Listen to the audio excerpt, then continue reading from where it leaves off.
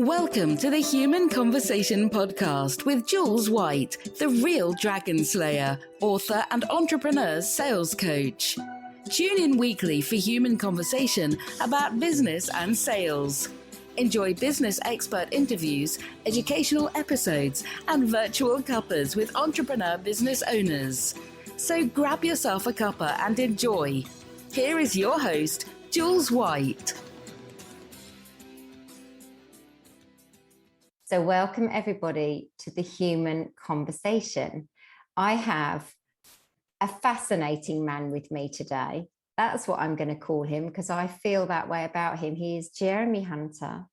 He is the founder of Jeremy Hunter Consulting. We're going to talk about that later. But Jeremy, welcome to the Human Conversation. Thank you for inviting me, Jules. I'm very flattered and pleased to be here. We had a really fabulous virtual cuppa, and I actually think you weren't in the UK at the time. And we had this amazing conversation, and I knew that I needed to have you on my podcast. You're such an interesting man. So I thought you were never going to invite me, Jules. I saw you.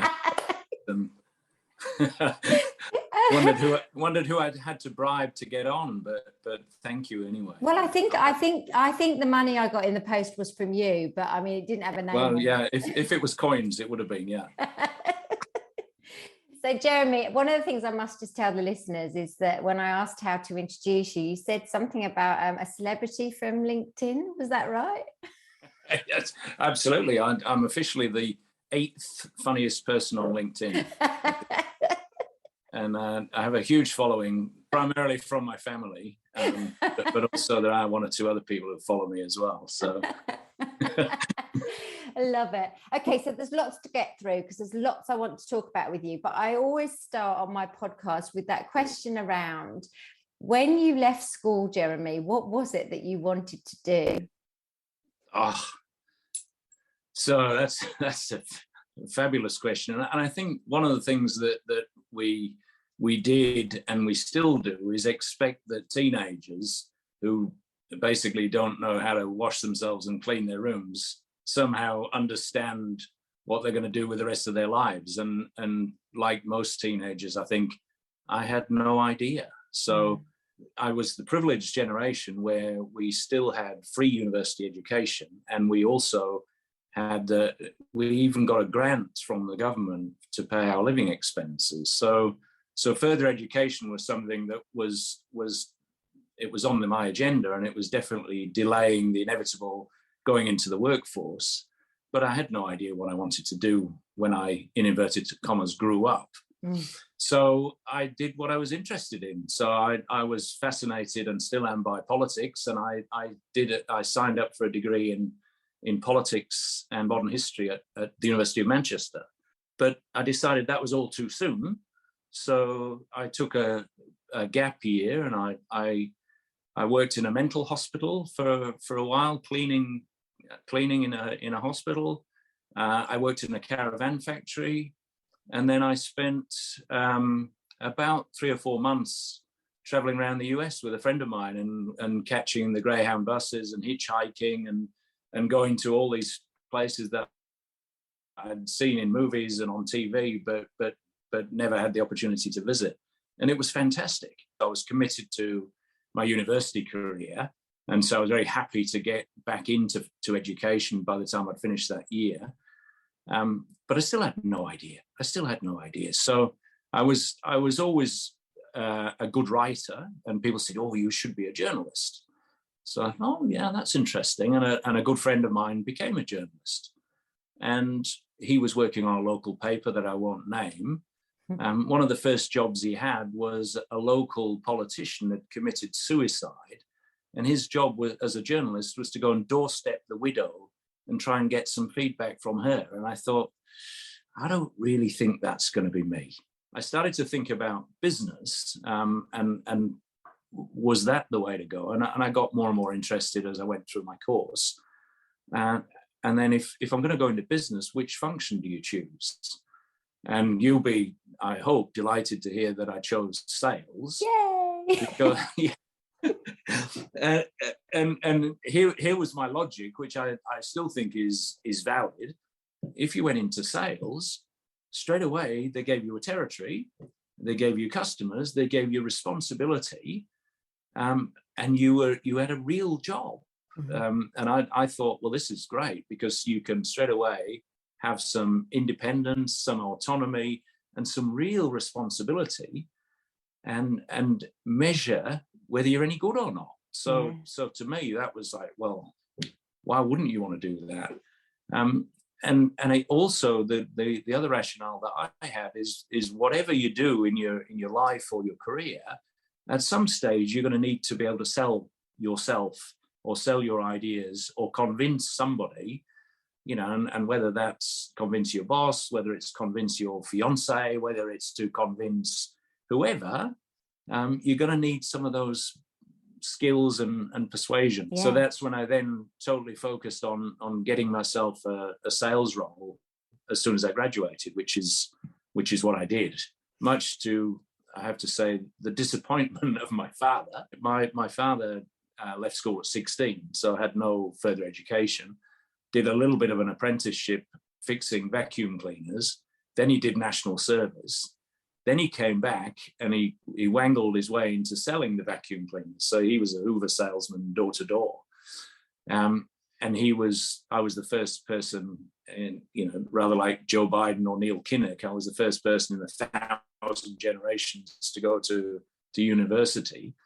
And my father was so proud that I'd been to university, and then said to me, and now you're selling like I was. What's going on? Well, Jeremy, but there's a few things here for me. The first thing I wanted to ask about, I wanted to tell you that my dad, when he was in his 20s, would get on the tube in London with a vacuum cleaner and knock doors and sell that vacuum cleaner. So there's the first synergy between us. I wanted to ask you about the gap year, because I wonder how important that is in the process of getting to understand who you are and what you want to do. Because you hear about people doing these traveling gap years. What are your thoughts around that? I would encourage everybody that can to do that. So I know for me, not that I was aimless, but I had no clue what I wanted to do. But the pressure is on teenagers now, as it was then. And I did, I worked pretty hard I don't want to be one of those people that said I didn't do any work or whatever. I studied hard. So I studied hard and took what were then O-levels, and then straight into the sixth form and studied hard for A-levels. So, for me, I'd spent 3 long years studying, and then the logical next step was straight into university and another 3 years of what would be hard slog. And I said to myself, I'm not sure that I want to commit to all of that. So I want to see a bit of the world for sure. And I'd like to take a bit of a breather from study and not tax my brain so much and go and do something quite different.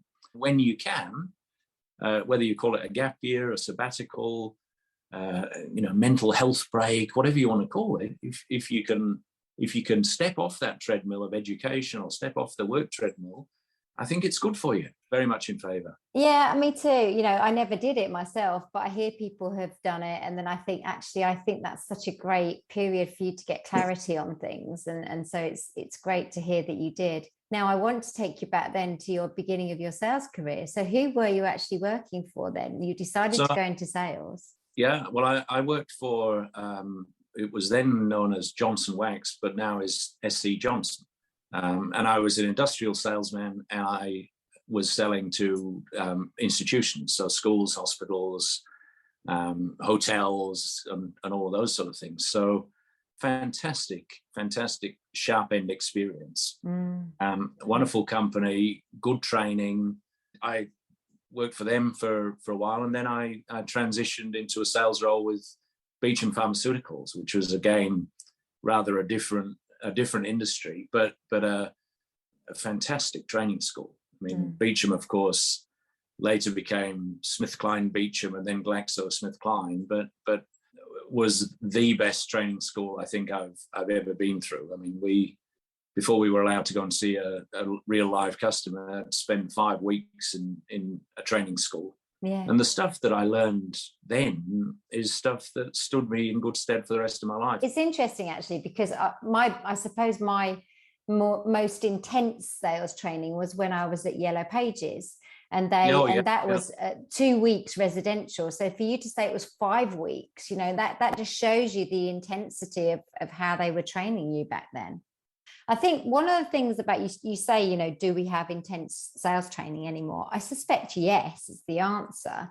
What I'm curious about, Jeremy, is how much we've evolved that training, because my passion and my thing is all about putting the human stuff into the training that we give in sales, and I don't believe that we do that as much as we can, and I think focuses can shift, in my opinion, in how we train sales. But because I think people buy people, and I think actually if you start with the human stuff, you get your revenue times 5 times 10, and we start usually in the bigger companies that I've worked in. Here's your target, here's how much money you want to make, now let's go and sell. And for me, I want to switch that round, Jeremy.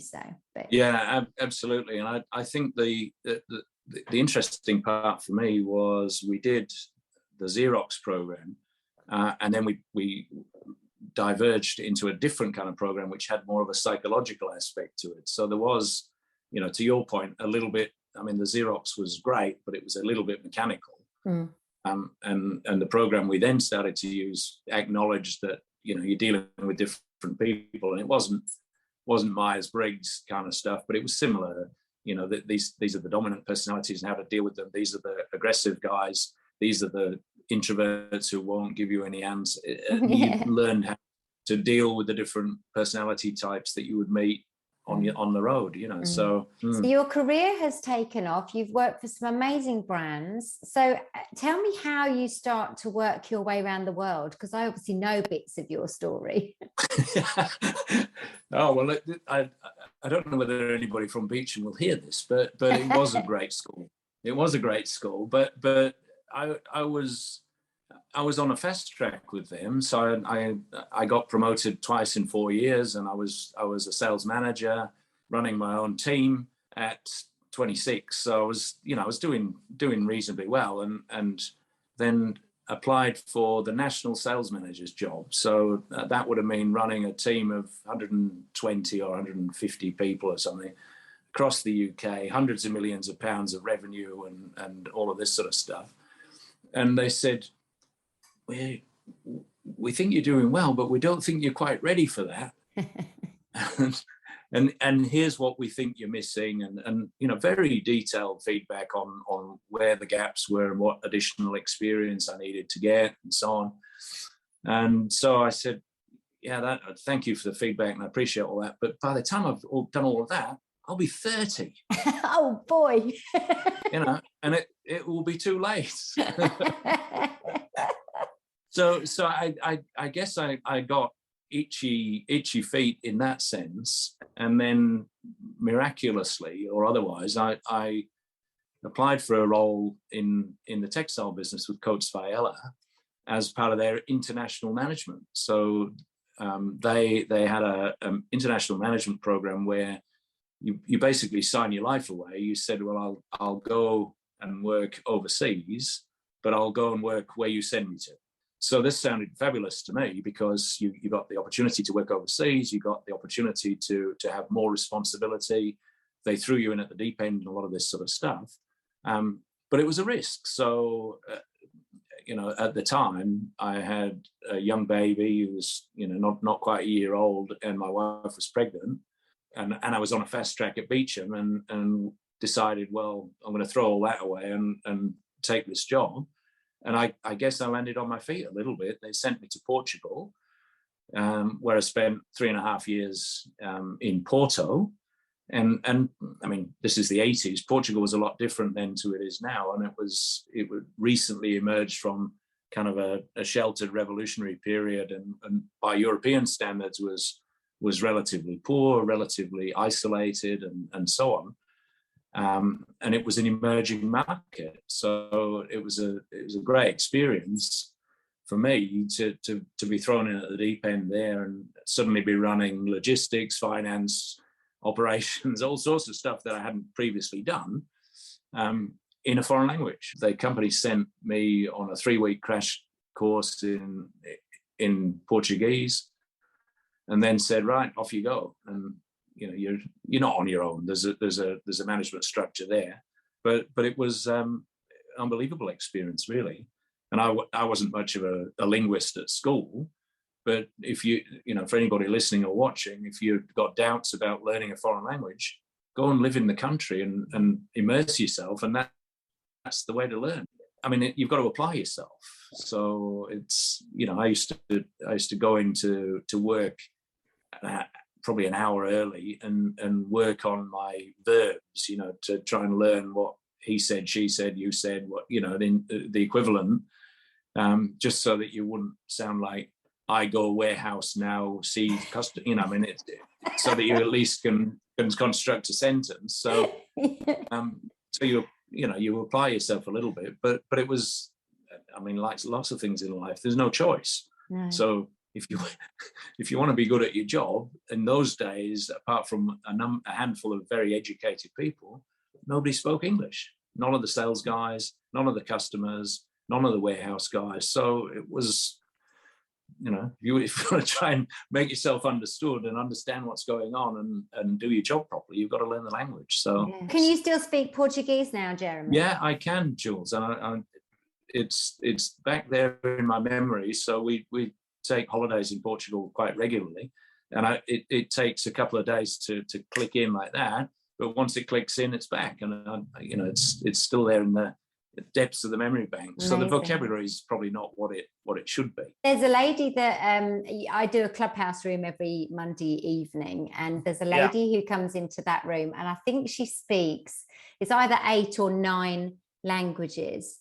And it's just phenomenal, isn't it? When you hear people speak that many languages, you can't get your head around it. And I have a friend like that. He's half Swiss, half Portuguese. So he's got, I think, French, German, and Italian from Switzerland, plus Portuguese. Plus he could beat you or me at Scrabble in English. And he's got all of this. And I said, how do you do it? And he said, just imagine a filing cabinet. And you go to the filing cabinet and you open that drawer, and that's the language you need. And I guess if that works for them, it doesn't work for me. My brain's not well structured enough, I don't think. So amazing. Very impressive. But you are very disciplined. I hear that in the things that you tell me. You're a disciplined man, because to go in an hour early and practice your verbs and things like that, that's discipline, Jeremy, It's obviously in there, that discipline. Yeah, well, somebody said to me recently, which I thought I was offended initially, but they said, I like your persona on LinkedIn. And I said, persona? It's not, this is who I am. But of course, you can be humorous and you can be shambolic or whatever on the surface. But the reality is I am quite a disciplined person in business. And the fact that I enjoy a laugh and a joke doesn't mean I don't take the rest of my life and my work seriously. And, exactly. That lightening the mood isn't the same as trivializing things. No, it's not. And actually on LinkedIn, and I'm a fan, as you know, Jeremy, on LinkedIn, what I love about you is I'll get humor, I get some serious content, which is actually thought-provoking, and then I also get the whole music stuff, of course, which we are going to touch on. So I've got so much I want to talk to you about, but I want to continue the journey around the world, because actually we're only in Portugal at the moment, and I know that you go a little bit further afield than Portugal. So how did you come to then move on to that next place? Oh, yeah, well, you see, the contract that I signed said I will go anywhere. And so you don't get a choice. And I was fine with that at the beginning, and I'm certainly fine with it looking back.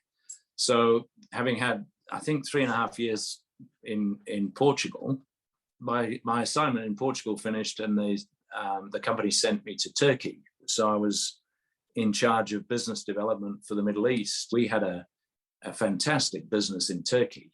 I mean, hugely profitable, very successful.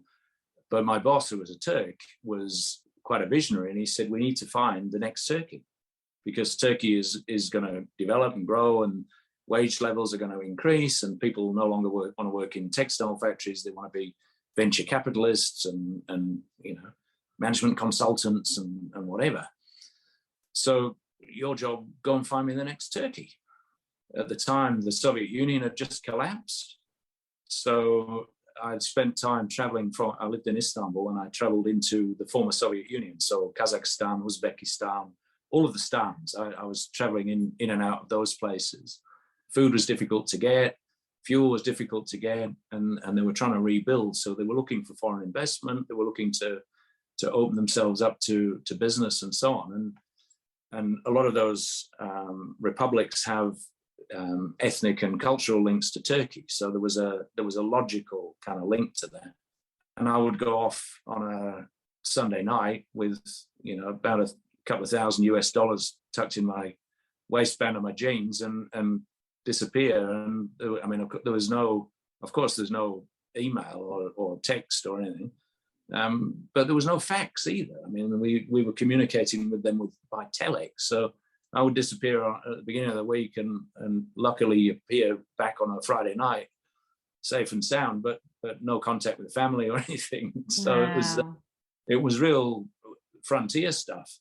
And I spent a lot of time there, a lot of time in Iran, and a lot of time in Egypt, in Cairo. And after the feasibility studies and all of that were done, I made a recommendation that we invest in Cairo, and here's the plan. We put a plans in the desert just outside of Cairo, and we get this support from the government. And if we do that, here's what it looks like, and so on. And the board approved the investment plan, and then said to me, if you think it's such a good idea, you better go and run it. So then Off to Egypt. The sales guy's worst nightmare is like, no, I just did the plan. I'm not supposed to execute. So absolutely brilliant. I loved living in Egypt. I mean, it was a fantastic experience for me. And a whole lot of stuff that I'd never done before. So we set up a joint venture with a local company. Had to get all the approvals from the government. So I was dealing with lawyers. I was dealing with the Egyptian government. Obviously, the joint venture partner. The whole thing.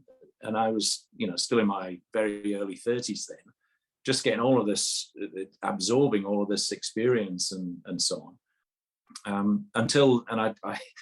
I think I told this story yesterday, until they came and we looked at the 5-year plan. And I said, look, this is the projection. This is what it looks like. And the only way that you can really make this work is to take me out of the equation, because it's a startup. It's a fledgling business. You need somebody who is either get one of the local guys or somebody who's, not got all the expat baggage that I've got. And then you can make the business fly. And they nodded wisely and said, yeah, that's right. You're fired. It didn't happen quite as dramatically as that. Your post was very interesting yesterday about that, Jeremy. So it's lovely that you've mentioned it, because I remember reading it, and it was interesting to sort of compute that and decide, well, actually, that feels really harsh, doesn't it? That they would get rid of you, But actually, like you say, you were expensive for a startup, weren't you?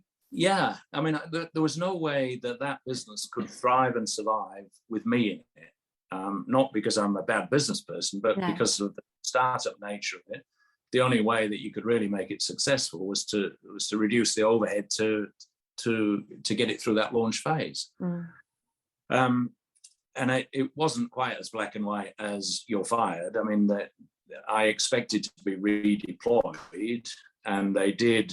To be fair, they did. We were talking about an option in Brazil because of the language. I speak Portuguese.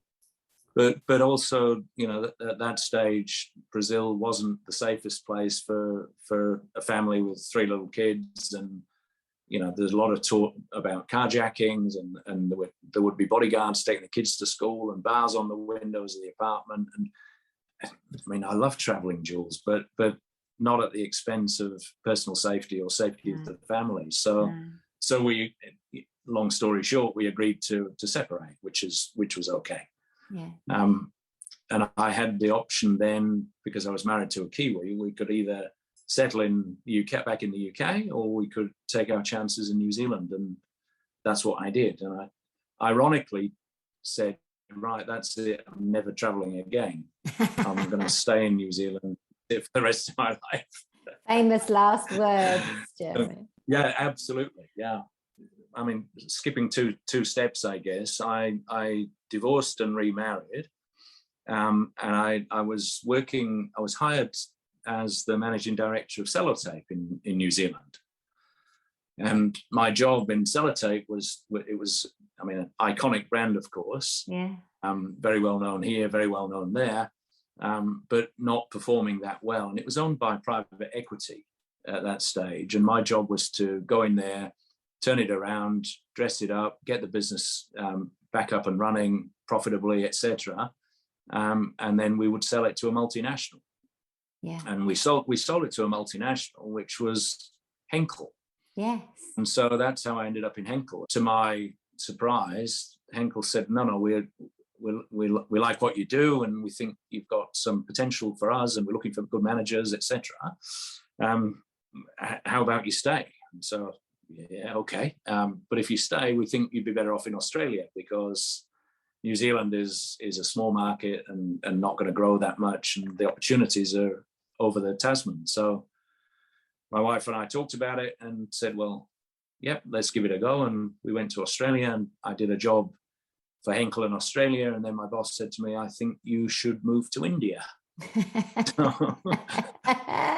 So we had a very comfortable and nice lifestyle in Australia. But my wife's a great supporter, and we both have a similar philosophy, which is that at the end of your life, you regret the things you didn't do, not the things that you did do. So we said, well, what's the worst that can happen? Let's go and give it a go for a couple of years. Our daughter was relatively young then. She was 7 or 8.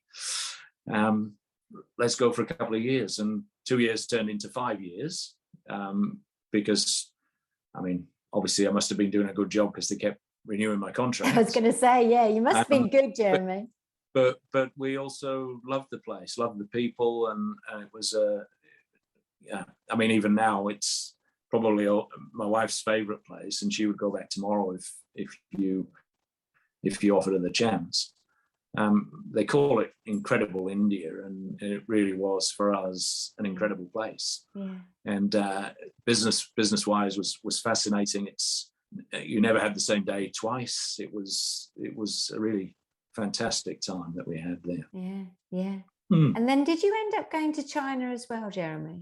Yeah, well, I mean, I'm not saying there is a strict ladder on these things, but I guess for Henkel, the two biggest emerging markets were India and China, and I was the president of our business in India, and then offered the job of president of Henkel in China, which I guess was the next logical step on the presidential ladder, if you like. And amazing. And China I knew pretty well because I've been traveling there on and off for at least 10 years before that. Yeah. And had a great time working and living in Shanghai, which is one of the world's great cities. Amazing. And I wanted to just say, do you think your father was proud by this time? He was proud to be honest, he was proud by the first Christmas that I was at SC Johnson. So it was okay. Amazing. Well, it's a wonderful story in my mind because of just the way it's all evolved and how you progressed in business. You know, I was similar, but not as grand at all, because I didn't do the traveling, and I certainly was never called a president. But I had a career that actually I forged forward because I was proactive in what's the next thing I can do. I always wanted to learn. I wanted to experience all the elements of selling, from the telesales up to sales director position, you know. So it was always that driver for me, was what can I learn next? Mm-hmm. And I guess the question is then, you were introduced at the beginning of the podcast as Jeremy Hunter Consulting. So at some point, the listeners will gather you're now running your own business. So tell us about that. The thing that and again, you mentioned my dad, so perhaps I'll take a step back and say a bit more about him. So he was growing up, I mean, he was a fantastic storyteller. And he could have the whole room in stitches, and whether it was the pub, the cycling club, whatever it was. And he had these great stories about when he was in the RAF, when he was selling vacuum cleaners, and he had really great stories. And he always came home from work with a funny story about what had happened that day. And we always said to him, you should write all this down, Dad. You know, write it down. It'd be great. It would be a great book. And yeah, I'll get to that. And when he was desperate, he said, as soon as I'm 62, that's it. I'm finished. I'm retiring. And I said to him, oh, but you've got 30 years of experience of sales, of management, of HR and leadership and all. You can't just let that all kind of fester. Go out and do something with all of that. So, and I couldn't persuade him. He was like, no, I'm done. I'm going to ride my bike. I'm going to enjoy my traveling and whatever. So, as I mean, I'm not at that age yet, but I thought, well, I'm not going to let my stories die, and I'm not going to let some of his stories die. So that's when I started posting on LinkedIn, and then I started to get some good feedback. And this is, people want to listen to this, which is good. And then I was asked to give a couple of speeches, and again got good feedback from that. So I thought this is something I'm happy to do. So I'm happy to share my experience. I'm happy to share my stories and try and help the next generation coming through of young professionals or business owners and so on. And so that's when I stepped off the corporate treadmill. That's where the Jeremy Hunter Consulting was born. So because of lockdown, I haven't been able to get out and about and do as many public speeches as I would like to have done. But I do mentor individuals and young professionals who want to, I don't like the expression pick my brains, but we discuss a variety of things, whether it's leadership challenges, whether it's particular difficult employees or difficult customers or whatever. And I share my knowledge and experience, and that gives me a lot of pleasure and seems to be well received by the young people, and I'm happy doing that. Yeah. And I also do a little bit of turnaround consulting, because I have a vast experience of businesses that are in a mess and need to get out of the mess, and quite often the owner of the business can't see the wood for the trees.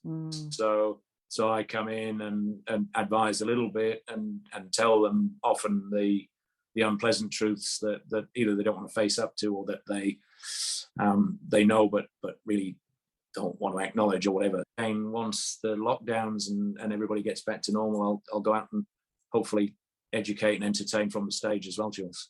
Well, you certainly entertain, that's for sure. And it's funny when you talked about your dad's storytelling, I'm thinking, gosh, that's where Jeremy must get it from then, because you're a wonderful storyteller. I love reading. Well, that's very kind of you. I tell people I was, we're sitting around the dinner table at home. I wasn't even in the top 3 of the funny people around the table. So no, number 8. You said number 8, didn't you? At the no, that's on LinkedIn. That's much less challenging. If you sat around our dinner table and you had my dad to compete with and my sisters, yeah, it was. I love it. Hard to get a word in. Well, you also wrote a book. So tell us quickly about your book, so that we can obviously make sure people buy that. Yeah, well, thank you for the opportunity to plug my book. We've got to have a little plug here. It's called Why Did Nobody Tell Me? How to Be Happy and Successful at Work and in Life. And it's a lot of just small tips that I wish I'd known when I was younger. So whether that is managing yourself, whether it's managing people, or whether it's managing your career, I've just tried to make it easily digestible, so it's 100 pages or so. Yeah. And it's you can dip in, dip out. One of my friends told me it's a great toilet book. So I didn't know whether to be flattered or insulted. No, you've definitely got to be flattered, because it's a thing, isn't it? It is a culture, I think. Yeah, I didn't know whether to put that in the advertisement for it, but Yeah, amazing. I love the title as well.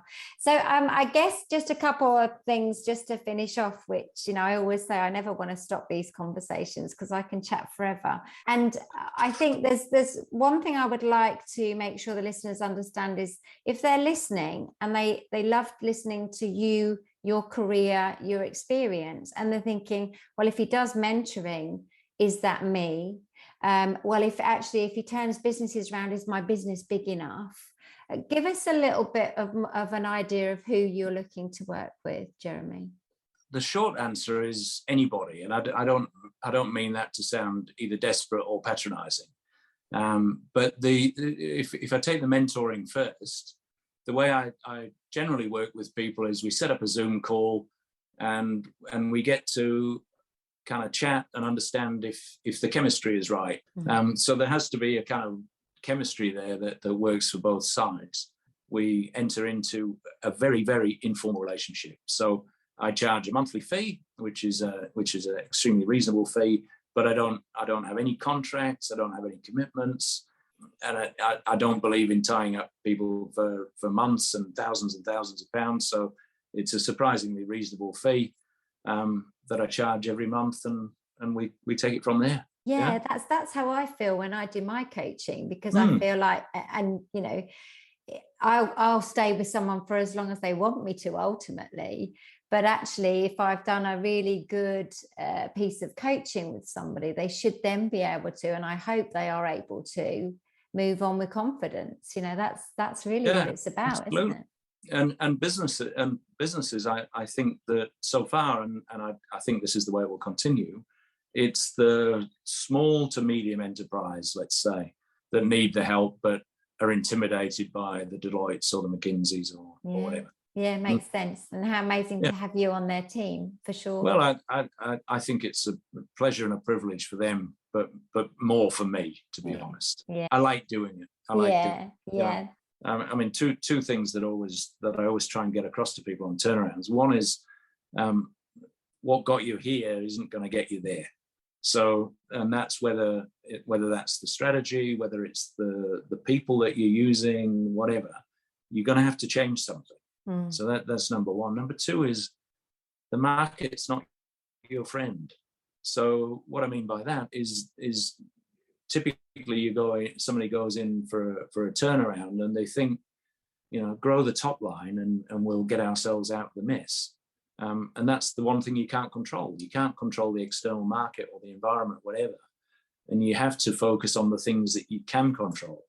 And typically that's your own costs, your efficiencies, your purchasing, whatever it might be. And that doesn't mean you automatically go in and fire everybody, but it does mean try and control the things that you can control. And I never forget the words of an old sales and marketing director who was not in that position for very long, Jeremy, but he was my boss when we were failing our target by many millions, and asked him what we should do. And he would say, sell more. And that was always his answer. It makes me smile now, but at the time it was quite traumatic being in that team, No, well, there is, I mean, I'm glib about it, but I mean, there's only two ways to fix your business, and one is to sell more and the other is to spend less. And typically spending less is easier than selling more. But I like the message that is one of look after the things that you can control, because that's such a cool life message as well, isn't it, Jeremy? Oh, absolutely. And I think, whether it relates to your family life or your work life or whatever, I mean, and a little bit like happiness. I mean, your happiness comes from inside, not from outside. So don't imagine that buying extra stuff is going to make you happier, because it typically doesn't, So I've saved the very best thing to talk to you about, and that is music. And I think you guessed I may want to talk about this because it's my passion. And my son is now in college doing music production. So, it's coming through the family, which is marvelous. No, well, that's where you and I are different, in that you actually have a degree of musical talent, which I don't. So but let me challenge you on that, Jeremy, because your musical talent is in the knowledge and the wonderful stories that you tell around music, and also performers, and every Sunday we are treated on LinkedIn. If you follow Jeremy, and you really must, I always tell people, you must follow these people. He treats us to such wonderful stories and introduces me to new music. It might not even be music that I like the genre of, but I will go to that YouTube video and I will watch it, and I always get something from it, Honestly, I'm not even joking. I love it. I'm happy. I'm happy to hear that. I mean, it was a passion and has been a passion all my life. So I used to ride home from school on my bike on Thursdays, and I used to buy the New Musical Express and the Melody Maker religiously every week and read them from cover to cover. And I just, in those days, used to spend all of my money on LPs and records, and then subsequently too much of my money on CDs. And astonishingly now, everything in the world is available pretty much for free. I think there was something special though, Jeremy, because I'm from the same generation as you, and I think there was something very special about going to buy your favorite LP. Yeah, and I think kids miss out on that a little bit, and I can picture where I was and where I bought a lot of my favorite music. I can tell you which shop I bought it in, and what I was wearing, not what I was wearing, but where I was at the time, and so on. Yeah. And kids now don't have that opportunity, and I don't want to sound like one of those old farts that's like, kids today. In my day. Yeah, but they consume it differently. My daughter's a music lover, so she introduces me to stuff, and I introduce her to stuff. But she doesn't. I said, "Well, haven't you listened to the rest of the album?" She went, "What album?" And so she has no interest in kind of going album by album, which is the way we used to. Yeah. So she's like, she cherry picks stuff, and so then she comes back and says, "Oh, all right, then do me a playlist." So she won't actually go and get the album, but she will if I somehow dress it up as a playlist or whatever. Yeah. No, it's exactly the same with Sam, my son.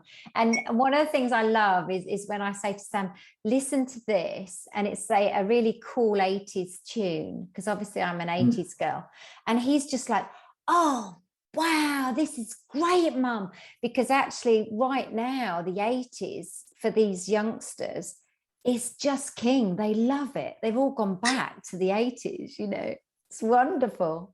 Yeah, well, she's wised up to it a little bit now, but it used to be, there was a lot of cover versions, and of course there's lots of samples. And I hear the sample and I say, "Hey, Isabella, listen to this." Boom. She went, "That's the same." And it's like, it's the original. Yeah. It's so true. I mean, some of the covers are actually not too bad, but it is lovely to introduce your children to the original, and then them saying, "Oh wow, that's so good, Mum." Yeah, so we have it's quite a nice little ritual actually. If my wife's out or doing something else, we sit down with a laptop or the phone, and she'll do, "Hey, I think you might like this," and I'll listen to it, and then I'll say, "Well, if you like that, you might like this," and it's quite a nice little father-daughter thing that we do. It's great. Yeah, and same for us. We do mother-son, so it's lovely. We are very much in sync, you and I, Jeremy, I think, in a lot of the things that we like and love. Yeah, absolutely. It's been so lovely to have you on the podcast and chat to you. I've enjoyed it, Jules. Thank you for inviting me. I appreciate it. It's a pleasure. I guess one last thing just to leave the listeners with, a quote or just a one-liner. What would you say to the listeners having listened to your lovely journey? My very, very favorite quote is, well, I have two, but Mark Twain, who says that in 20 years' time, you'll regret the things that you didn't do, not the things that you did do.